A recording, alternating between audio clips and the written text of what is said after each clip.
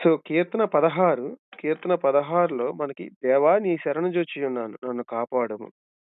నీవే ప్రభుడవు నీకంటే నాకు క్షేమాధారం ఏదియూ లేదని యెహోవాతో నేను మనవి చేతును. నేనిలాగందును భూమి మీదనున్న భక్తులే శ్రేష్ఠులు వారు నాకు కేవలం ఇష్టులు. యెహోవాను విడిచి వేరొకని అనుసరించు వారికి శ్రమలు విస్తరించును. నేనిందులో ముఖ్యమైన వచనాలే చదువుతున్నాను. అంటే నేను ప్రస్తావించాల్సనుకున్న అంశాలు 7వ వచనం. నాకు ఆలోచనకర్త అయిన యెహోవాను స్తుతించెదను. రాత్రి గడియలలో నా అంతరింద్రియం నాకు బోధించుచున్నది. సదాకాలం యెహోవాయందు నా గురి నిలుపుచున్నాను. ఆయన నా కుడిపార్శ్వమందు ఉన్నాడు గనుక నేను కదల్చబడను. 11 జీవ మార్గమును నీవు నాకు తెలియజేసెదవు. నీ సన్నిధిని సంపూర్ణ సంతోషం కలదు. నీ కుడి చేతిలో నిత్యము సుఖములు కలవు. ఈ మాటలు మనం చూసినప్పుడు దావీదు భక్తుడు చెప్తున్నాడు.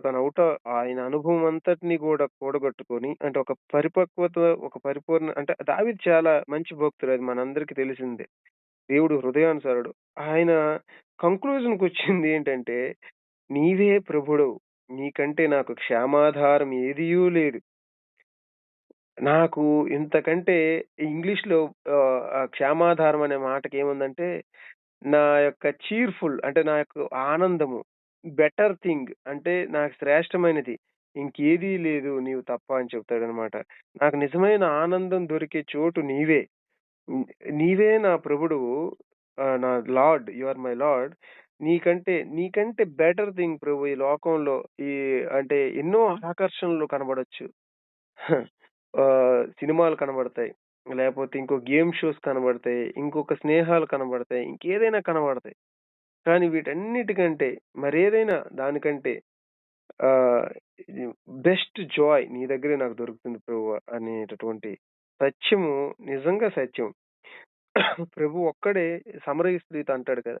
నా నీళ్లు తాగితే నువ్వు మరలా దప్పికొనవని. ఆయనిచ్చు నీళ్లు తాగినప్పుడు. అంటే ఆయన దగ్గరే నిజమైన ఆనందం ఉంది. ఈ మధ్య ఒక పాట కూడా వచ్చింది. ఈ లోకమంతా వెతికినా నాకు లేదయ్యా సంతోషం. నీ సన్నిధిలో ఒక్క క్షణం గడిపినా అది నాకు దొరుకుతుందని. సో, అలాగే ఇతను ఏం చెప్తున్నాడంటే, ఆ సన్నిధి ఎక్కడుంటుంది? సహోదరుల మధ్య ఉంటది. అంటే సహోదరులు ఇద్దరు ముగ్గురు కలిసినప్పుడు ఒంటరిగా కూడా ఉంటుంది. అందుకోసం ఆయన దేన్ని ఎంపిక చేసుకుంటున్నాడు? ఆ సన్నిధిని ఎంపిక చేసుకోవడం కోసం అంటే అందుకే అంటాడు, "భూమి మీదనున్న భక్తులే శ్రేష్ఠులు. వారు నాకు కేవలం ఇష్టులు." అంటే ఏ ఫెలోషిప్‌ని అతను ఎంచుకుంటున్నాడంటే, దేవుని యొక్క భక్తుల్ని ఎంచుకుంటున్నాడు.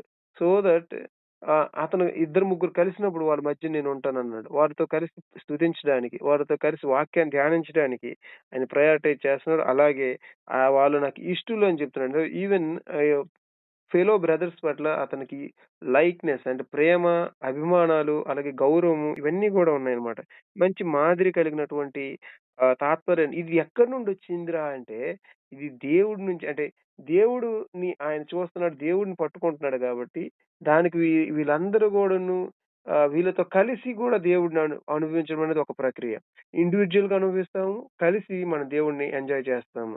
సో, అందువలన ఆ ప్రేమ, ఆ కుటుంబము అనేటటువంటి తత్వంలోకి దావీదొచ్చాడు. అంటే మనం ఒక వ్యక్తి దేవుడిని ప్రేమించినప్పుడు, దేవుడి సన్నిధిని కోరుకుంటున్నప్పుడు, తన ఫెలో బ్రదర్స్‌ని గూడా ప్రేమిస్తాడు. ఎందుకంటే వారి మధ్య దేవుని సన్నిధిని అనుభవిస్తాడు గాబట్టి. అనుభవించాలనుకుంటాడు గాబట్టి. Praise the lord. సో, 4 వచనం. ఇది చాలా ముఖ్యమైనది. అంటే యెహోవాను విడిచి వేరొకని అనుసరించు వారికి శ్రమలు ఇది ఒక క్రైస్తవ జీవితం ఆరంభంలో అంటే ఆల్రెడీ క్రైస్తవ జీవితం కొంత ప్రయాణం చేసిన వ్యక్తి తన సాక్ష్యాన్ని చెప్తూ ఆరంభిస్తున్న వ్యక్తికి చెప్తున్నట్టుగా ఉంటది ఈ కీర్తన. యెహోవాను విడిచి వేరొకని అనుసరించు వారికి శ్రమలు విస్తరిస్తాయి. శ్రమలు విస్తరిస్తాయి అంటే దేవుడు శ్రమలు ఇచ్చేస్తాడా అని కాదు. ఆల్రెడీ శ్రమలు విస్తరించే లోకంలో ఉన్నాం.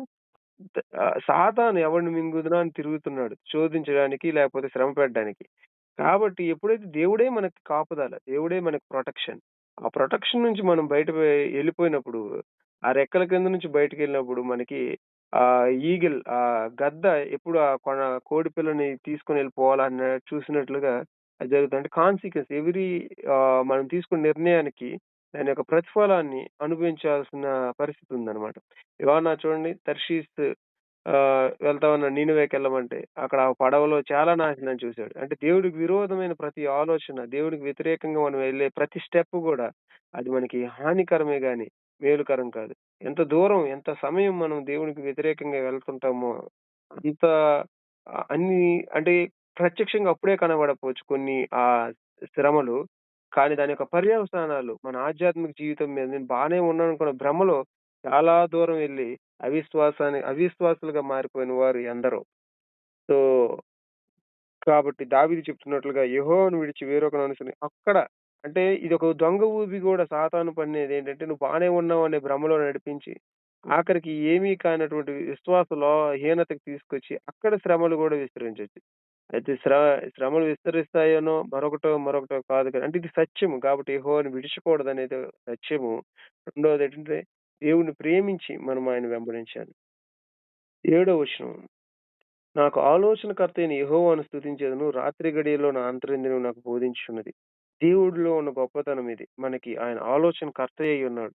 మనం ఏ సమయంలో ఏ విధాలుగా ఎలాగ నడుచుకోవాలి, ఏ మార్గాల్లో ఎళ్ళాలనేది ఈవెన్ దావీదు సమయంలో అయితే అంటే అప్పుడు పరిశుద్ధాత్మ దేవుడు అందరి పైన అభిషేకించబడలేదు. పని నిమిత్తం వెలుపలగా అంటే బాహ్యంగానే అభిషేకించబడి, ఆ పని నెరవేర్పు వరకు రావడమనేది చూడొచ్చు మనం. సంసోను వీళ్ళందరి పైన గూడా. కానీ అందుకోసం వాళ్ళకి కలల ద్వారాను, దర్శనాల ద్వారాను దేవుడు మాట్లాడేవాడు. ఇప్పుడైతే తన కుమారుని ద్వారా మనతో మాట్లాడుతున్నాడు. ఆయన పరిశుద్ధాత్మ అభిషేకాన్నిచ్చి సమాధానంతో మనల్ని నడిపిస్తాడు. ఏ విషయంలో ఎలా వెళ్ళాలనేది most of the things. But still మనకి రాత్రి గడియల్లో గూడా ఆయన మాట్లాడతాడు. సో, ఆయన మనకొక గొప్ప ఆధారము ఏంటి అంటే, మన గొప్ప ధైర్యము, బలమేంటంటే, మనకి ఈ లోకంలో ఎలా వెళ్ళాలి, ఏం చేయాలనేది మనకు పరిపూర్ణంగా తెలియకపోవచ్చు. కానీ మనం భయపడనక్కర్లేదు. మనకి ఆయన ఆలోచనకర్తయ్య నడిపిస్తాడు. Praise the lord. 8వ వచనము. సదాకాలం యెహోవా యందు నా గురి నిలుపుచున్నాను. ఆయన నా కుడి పార్శ్వమందు ఉన్నాడు గనుక నేను కదల్చబడను. ఒక క్రైస్తవ జీవితానికి అంటే ఎన్నో శరీరాశ, లోకాశ, నేత్రాశ అనేవి ఈ లోకంలో ఎన్నో కనబడవచ్చు. కానీ వీటన్నిటిని విడిచి మనం ముందుకు సాగనింపజేసేదేంటంటే మన గురి ఆయన ఆయన మీద పెట్టుకోవాలి. ఆయన్నే మన లక్ష్యంగా పెట్టుకోవాలి. సో, అప్పుడు అంటే ఈ అల్పకాలమైనటువంటి ఆశలు, చులకని శ్రమలు వీటన్నిటిని గూడా మనం నిర్లక్ష్యపెట్టి ఆయన్నే గురిగా పెట్టుకొని మనము ముందుకెళ్ళొచ్చు. భక్తుడు గూడా ఏం చెప్తున్నాడంటే సదాకాలము.